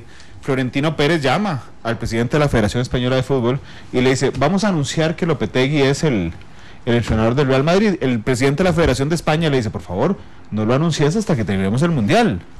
Florentino Pérez no le importa, publica a los 3 minutos eso, vuela desde Moscú hasta la base de la selección española. El presidente de la federación convence a media humanidad de que hay que despedirlo, se pelea con los jugadores del Real Madrid que están en la selección nacional y esta mañana le anuncia al mundo que a un día del Mundial, a 2 días de que España debute, señor, se portó mal, queda fuera de la Copa del Mundo. Son 2 lecciones de España en una semana. Y una preocupación de que nos vayan a lastimar a Keylor, ¿verdad? Porque desde la salida de Zidane. Lotepega es fanático de David De Gea, ¿verdad? El portero que ha querido meter siempre Florentino al Real Madrid, ¿no? Yo estoy seguro que Navas tiene, desde la salida de Zidane, no por Lopetegui, creo que Navas tiene las horas contadas y en Real Madrid, y creo que terminará en la Juve, estoy casi seguro, será el sustituto Buffon en la Juve, y yo veré a Zidane y veré a Zidane en la Juve, que también ojalá también, porque Florentino, mire, no lo bajo. Sí, una moción de censura. Adiós. Tal vez ponga un tuit polémico un día de eso y lo puedan quitar allá. No, allá no pasa eso. 10:29, vamos a la pausa y regresamos para hablar. Ay, Nicaragua, Nicaragüita, recibe como prenda de amor este ramo de siempre vivas y girinjoyes. Hora y media hablando sobre temas internacionales, la cumbre entre Kim Jong-un y Donald Trump. Y estos últimos 25 minutos con don Constantino El Cuyo, igual que estará con nosotros aquí, pero agregando a nuestro director de deportes, don Pablo Guzmán. Pablo, bienvenido a Matices, ¿qué tal? Hola, ¿cómo están? Don Randall, todo bien, Pablo. Constantino, ¿Cómo ahí los venía escuchando antes en la mañana. Estaba interesante, ¿verdad? Todo. Sí, de hecho, ayer cuando vi la imagen de Trump y Kim, antier fue, ¿verdad? Dándose la mano, uno se queda con con todas las impresiones que le llegan después de lo que he escuchado durante los últimos 2 años, ¿verdad? De qué va a pasar en el mundo, y ese momento que más bien lo que genera es todavía más interrogantes. Y yo creo que don Constantino y Randall, muchas de las cosas que van pasando también lo empiezan a uno a hacer pensar mal. ¿Por qué Estados Unidos no está en Rusia 2018? ¿Y por qué Estados Unidos nunca ha ido a eventos deportivos o lleva delegaciones muy pequeñas cuando son eventos deportivos en ese tipo de países? Como las Olimpiadas de Moscú. Porque vemos al Estados Unidos enfrentando a Francia, una candidata a ser campeona del mundo ahora, en un partido amistoso, y le gana. Sí, realmente hay cosas muy raras en el fútbol, Pablo. O sea, la FIFA toma la decisión esta mañana en su congreso de darle el Mundial 2026 a CONCACAF. México, Estados Unidos y Canadá. Primera vez 3 países, tercera vez México en la historia, que es el único que ha organizado 3 países. 3 mundiales. 3 mundiales. Oiga, en el corazón del FIFA Gate, el FIFA Gate fue en CONCACAF. Y entonces resulta que hay FIFA Gate. Estados Unidos. Ajá. Y la FIFA premia la cuna del FIFA Gate. Señores de la CONCACAF, ustedes pasaron plata para arriba y para abajo, tienen el premio del Mundial 2026. Pero recuerde que esto es una votación, ¿verdad? Y ahí en las votaciones lo que se logra es la confederación que tenga mayor cantidad de acuerdos alcanzados. Recordemos que también ahí es donde se da mucho el tema de que quien tenga más músculo de negociación, pero además de negociación en el sentido de qué ofrezco. Recordemos que la idea del presidente actual de la FIFA es ampliar la cantidad de países que participan en un mundial, y en este mundial de México, Estados Unidos y Canadá ya serían 48. Y ahora me pongo a pensar, imagínense cuántos se clasificarían de CONCACAF entonces, si ya hay 3 de 5 y medio sería la división, la separación. Pero ya habría 3 sembrados porque están en el mundial. Entonces, habría 2 cupos más. Digamos que se lo peleen Honduras, Guatemala, Costa Rica, Panamá. Ya no, imagínense qué eliminatoria, sin México, sin Estados Unidos y sin Canadá. Un torneo de la UNCAF sería de eliminatoria. Sí. Oiga, don Constantino, usted que le da tanta importancia a lo simbólico, y igual que yo, ¿a usted no le parece raro que se premie a la confederación de FIFA Gate por medio de la votación para que administre un mundial? En pleno mundial de Rusia, que se anuncie que Estados Unidos va a ser sede, porque todo el mundo pone a México, pero es Estados Unidos la sede. Bueno, mire, a mí, yo soy muy pesimista con respecto a la condición humana. Sí. Entonces, no me parece nada raro que Y la FIFA ha dado todas las muestras de ser uno de los entes donde esa condición humana por el lado de la corrupción se ha infiltrado más. Acuérdese el señor que lo tuvieron que sacar de ahí, ¿verdad? Porque estaba pero untadititico, ¿verdad? Como dirían allá en San Juan de la Unión, donde vivo yo, ¿verdad? Pero a mí eso no me extraña. A mí lo que me llama la atención en esto es, bueno, le dieron pelota a Rusia, le dieron pelota a Qatar, que yo antes, pero ahora en el medio mundial de Rusia le dan pelota a los Estados Unidos. Claro. Y es un poco el equilibrio, si se quiere, entre dos grandes potencias, que ese es otro tema que podríamos abordar en Matices Internacional. Dos grandes potencias que han estado enfrentados estos últimos tiempos, Rusia y los Estados Unidos, y Rusia parte de la política interna de los Estados Unidos. Le están dando importancia a los Estados Unidos, tratando de reequilibrar la cosa. Ahora, que sean los partidos en Estados Unidos, pues a mí no me extraña que la mayoría sean ahí, porque es un mercado mediático mucho más grande, ¿verdad? Claro. De hecho, vea el detalle. Estaba revisando la votación de hoy en la que escogieron las dos opciones. Era una que se llamaba United, que es Estados Unidos, México y Canadá juntos, versus Marruecos. Eran las dos opciones. Votaron. La votación quedó 134 por United, 65 por Marruecos. La propuesta de United era: señores, nosotros tres juntos les vamos a dejar a ustedes 11.000 millones de dólares en ganancias. Y la propuesta de Marruecos era: no les vamos a dejar tantas ganancias, pero vamos a bajar el precio de las entradas para que más gente pueda ir al estadio. Y resulta que a la mayoría dijo: no, hombre, vámonos por los 11.000 millones de dólares que prometió los tres países de esta propuesta de Pablo, que se llamaba United. Claro. A la FIFA, en realidad, en lugar de bajar las entradas. Pero que hay que ser claros que es Estados Unidos acompañado por México y Canadá, porque es Estados Unidos el que la va a organizar. Si le digo que Canadá solo tendría 3 ciudades, Edmonton, Toronto y Montreal, mientras México sería la Ciudad de México, Monterrey y Guadalajara, mientras el resto de sedes están en Estados Unidos: Atlanta, Baltimore, Nueva York, Cincinnati, Boston, Dallas, Denver, Houston, Kansas, Los Ángeles, Miami, Nashville, Orlando, Filadelfia, San Francisco, Seattle, Washington. Esas son todas las ciudades que van a albergar la Copa del Mundo. Es Estados Unidos. Bueno, realmente, no solo las ciudades, ojo los partidos. Si hay 48 equipos, ¿verdad?, que es lo proyectado para ese Mundial 2026, serán entonces 80 partidos de fútbol. De esos 80 partidos de fútbol son 60 en Estados Unidos y 20. 10 en Canadá y 10 en México. Sí, sí.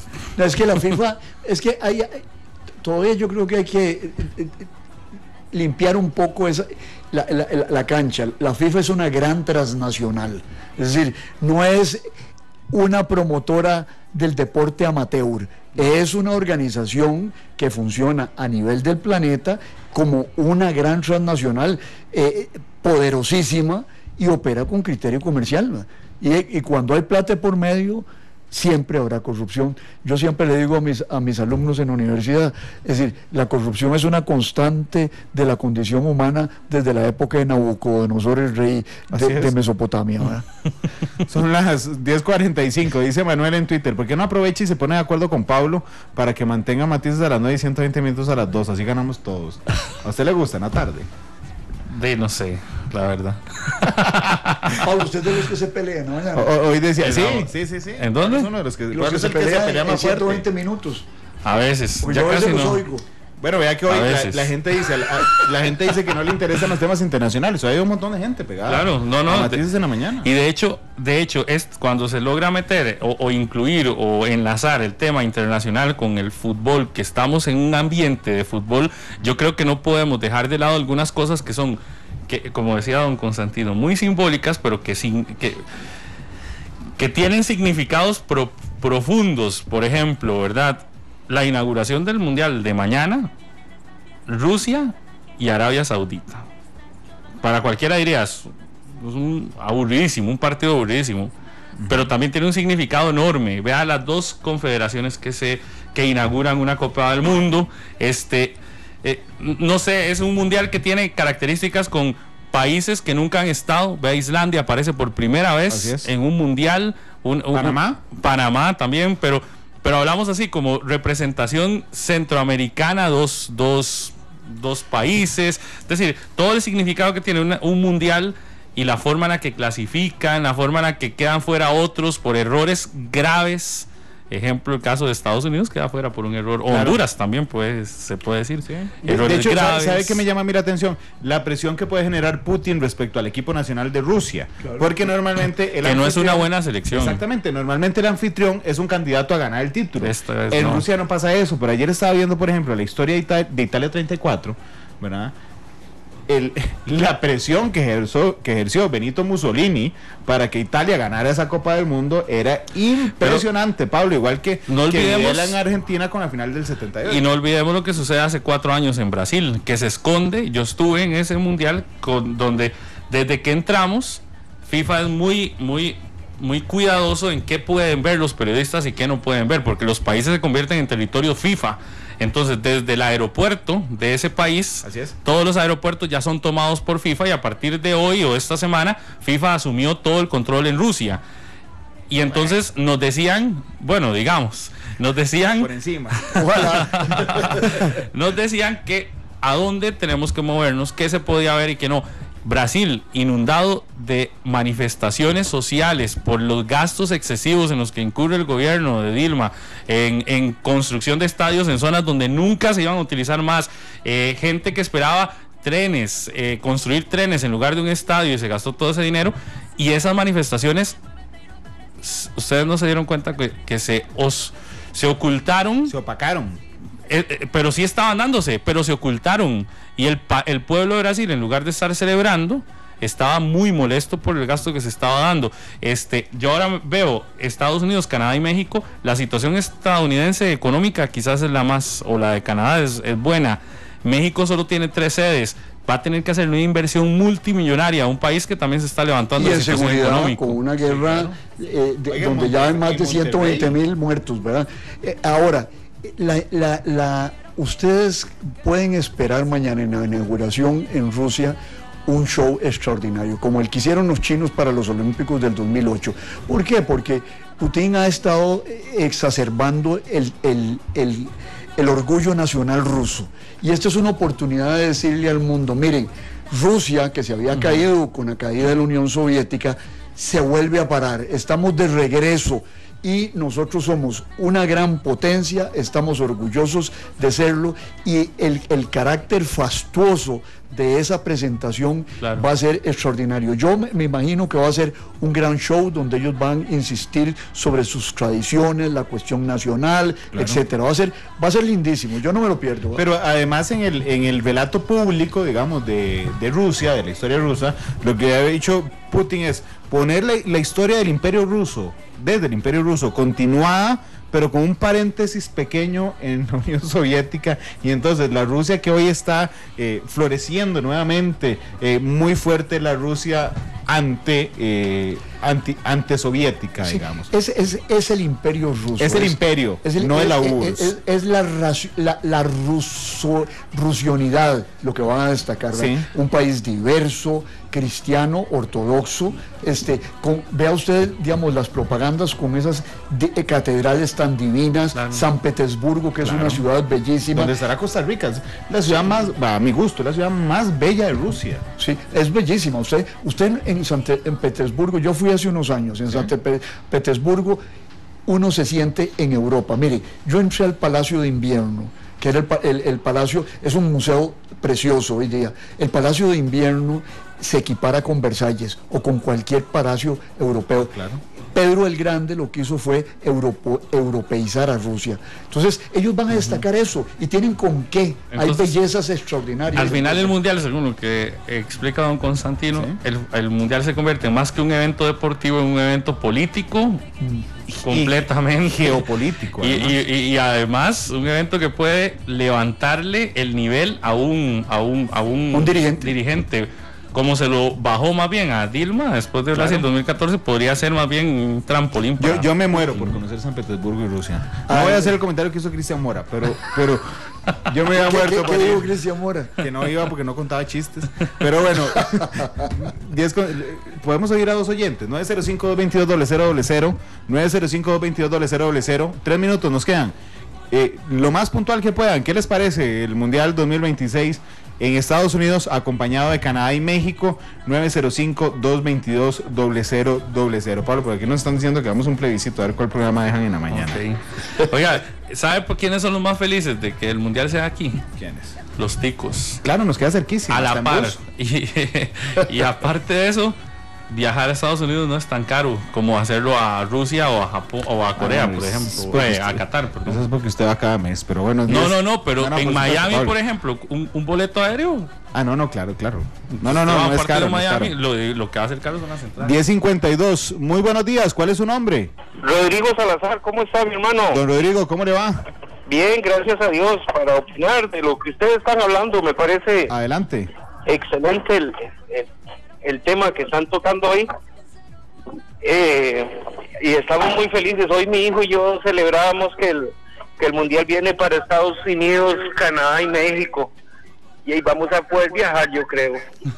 Es que efectivamente esa es la lectura que da la gente. ¿Se sabe dónde será la final? Se habla, sí, ya le digo, Estados Unidos. Sí, es en Estados Unidos. ¿Y la inauguración? En Estados Unidos. Sí, si usted tuviera que ir, no siendo director de deportes, ¿usted va a dónde escoge ir? ¿A cuál de los otros países? A Estados Unidos. 10,50. Es más barato. Vea, si para Rusia, pues sí, yo voy a Canadá. Es que Canadá es más bonito, claro. Pero si usted va a Rusia, si se hablan de 5,000 ticos en Rusia, imagínese cuántos ticos pueden viajar a Estados Unidos. ¿Y cuántos fueron a Brasil? ¿Usted estuvo? Sí, había más de 10,000 ticos. 10:53. Muy buenos días, ¿cuál es su nombre? Sí, Esteban Quiroz, ¿cómo están? Bien, Esteban. Sí, quería saber, volverme al tema de King y de Trump. Nada más quería hacerle una pregunta a Constantino. Adelante. Si Estados Unidos no va a tener el beneficio de no mantener esas tropas allá en el mar japonés y bueno, en las costas coreanas, no es un beneficio para Estados Unidos no tener las tropas ahí permanentemente, económico. Gracias, don Esteban, seguramente sí. Sí, se ve desde el punto de vista económico, sí, pero hay que verlo desde el punto de vista estratégico. Estados Unidos tiene un contencioso importante con China hacia adelante, entonces no le conviene retirar sus tropas. Gran parte de la discusión que tienen con China gira en torno a eso, sobre todo en el mar del sur de la China. 10:54, la última llamada. La inauguración será en los 3 sedes de manera simultánea. En Estados Unidos un partido, en el Estadio Azteca otro y en el Estadio Toronto. Claro, si va a haber 80 partidos. 10:54. Buenos días, ¿cuál es su nombre? Buenos días. Sí, ¿cuál es su nombre? Fernando, aquí de San José. ¿Cómo está, Fernando? Bien, gracias. Adelante, por favor. Yo no sé si seré muy romántico o qué, pero a mí me repugna un poquito que se mezcle aquí en el Mundial de Rusia la política con el deporte y con el fútbol. Me parece, para mí, ¿verdad? Para mi gusto, muy triste de que sea más bien un trampolín para Putin que más un evento deportivo. 10:55, gracias por sus palabras. Sí, yo sí creo que está cruzado lo político meramente con lo inevitable. Es como pensar que en la religión no está metida la política, o que la política no está metida en la religión, sino que lo diga don Sixto Varela, o que en el fútbol no está metido la política, sino que lo diga Eduardo Lee. 10:55, ya nosotros nos vamos. Pablo, gracias por estar aquí, pero antes déjeme... Gracias, a las 3 de la tarde hay 120 minutos. Sí, señor, no se me olvida, yo le hago la propuesta, porque lo estoy desbancando en la mañana. Febe Cruz está aquí, ya viene lista con Fernando Muñoz para el noticiero. Febe, ¿qué tal? ¿Usted va a ir al Mundial? Creo que vamos a dejar esta redacción vacía. ¿Para el 2026? Sí. Bueno, si seguimos aquí, sí, ¿verdad? Podríamos... Oiga, ¿por qué? ¿Qué está pensando usted? No sé, faltan 10 años, Randall. Sí. 8. Mucho. Probablemente ya no 8. Mucho puede... Okay. Mucho puede cambiar, pero no, lo que les iba a decir era 2 cosas. A la gente que está en el Facebook Live, ya casi tenemos la nueva transmisión en el Facebook, para que se queden con nosotros. Y me gustó escucharlos a ustedes dos. Vea que ahorita está maquinando, usted sabe que yo siempre paso maquinando cosas. Sí, la vi de un buenísimo humor en WhatsApp, me dijo, qué buen programa. Y yo, sí, los estaba maquinando de qué bonito hacer algo en este mes mundialista junto con don Pablo Guzmán. ¿Qué le parece, don Pablo? Ver qué podemos maquinar, ¿le parece? Con ese ánimo me motiva muchísimo. Estoy leyendo. Es que estoy leyendo un mensaje. Qué feliz, Pablo. Sí, muy contento de esa fusión. No. Claro que se puede hacer durante el Mundial. Claro, ahí vamos a ver qué se nos ocurre en estos días. Siempre. Porque en Monumental somos una familia. Sí. A la cabeza. Pablo es el mayor. De fijo. 10:57, don Constantino, muchas gracias por haber venido. No, gracias a ustedes. Estuvo realmente muy entretenido el tema de Corea del Norte y Estados Unidos. Ahora cuando hablamos del Mundial, le invito mañana a escuchar Matices. 9 de la mañana también estará don Rodolfo Méndez Mata, el nuevo ministro de Obras Públicas y Transportes, con nosotros. Ahí lo escucharé, Randall, a usted. Y don Rodolfo. 10:57, ya viene Febe y Fernando Muñoz con las noticias. Hasta luego y feliz día.